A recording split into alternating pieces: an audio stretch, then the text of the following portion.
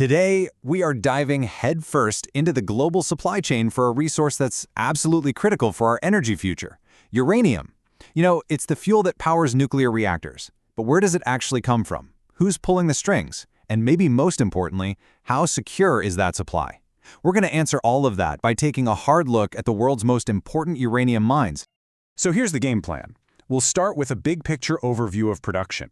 Then we'll check out what I'm calling the mine life ticker to see just how long these sources are going to last. After that, we'll uncover who really controls this market. And finally, we'll bring it all home to understand the strategic risks and what the future might hold. And really, this all boils down to one massive question. As the world keeps turning to nuclear for clean, reliable energy, can the uranium supply chain actually keep up? Or is the whole system walking a tightrope? Let's find out. All right, first things first. Let's get our arms around the global landscape. Where is all this uranium actually being dug out of the ground? You might be surprised by just how concentrated the answer is. So, what we're looking at here is an analysis that zooms in on 13 major mines scattered across just 7 countries. Now, these aren't just any old mines. They are the absolute heart of global uranium production. And sitting right at the top, the undisputed heavyweight champion is McArthur River in Canada. That one's a true giant. And wow, when you see the numbers laid out like this, the concentration of power is just staggering. I mean, just look at the top of that leaderboard. The top 3 mines, that's McArthur River and Cigar Lake in Canada, plus Inkai in Kazakhstan, they account for a huge slice of global output all by themselves. This is not a market with a lot of players. It's a game dominated by just a couple of key countries. Okay, so we know where it's coming from, but the real question is, for how long? And that brings us to the mine life ticker. Think of it as a countdown clock that reveals some pretty serious pressure points in the whole supply chain. And folks, this is where that clock is ticking the loudest. Within the next 6 to 7 years, we could see 2 major mines shut their doors: 4 Mile in Australia and, critically, Cigar Lake in Canada. We're talking about a potential loss of up to 20 million pounds of uranium supply.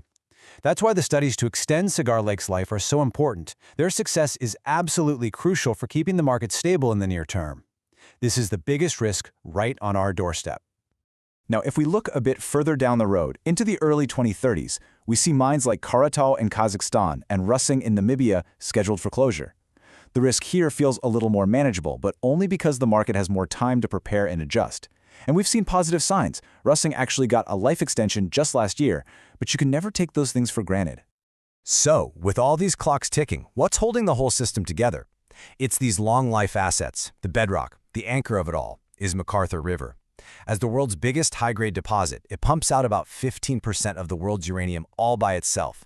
And with its license now extended past 2043, it provides this incredible pillar of stability for the entire nuclear industry for decades to come. We've talked a lot about the mines, but let's be real. The real power lies with the people who own them. To understand this market, you have to understand the handful of companies and countries that are moving the pieces on this very strategic chessboard. And when you look at who's in charge, it becomes crystal clear that this is a very exclusive club. A small group of massive players, some owned by governments, some publicly traded, are calling all the shots. We're talking about giants like Canada's Cameco, France's state-backed Uranium, and of course, the king of the hill, Kazakhstan. And if you really want a picture of market concentration, look no further.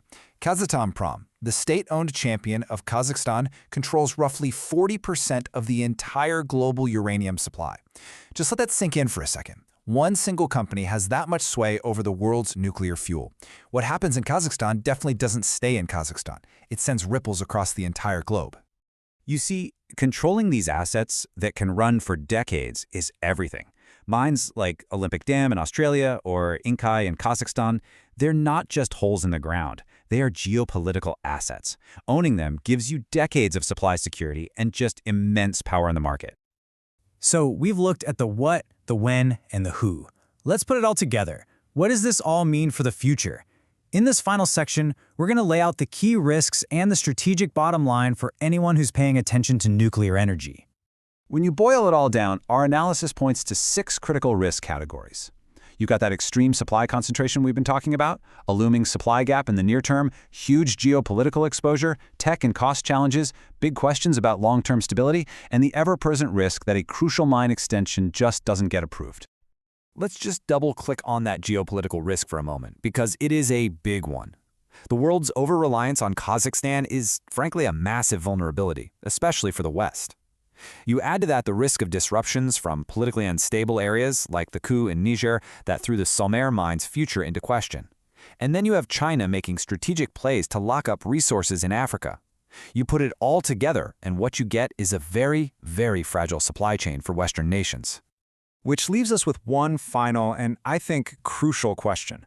We all hear about the promise of nuclear energy, but what our deep dive shows is just how concentrated and, honestly, how fragile its fuel supply really is. So as we look to the future, we have to ask ourselves, what is the real price of building that nuclear-powered world? That's a question for policymakers, for investors, and really for all of us.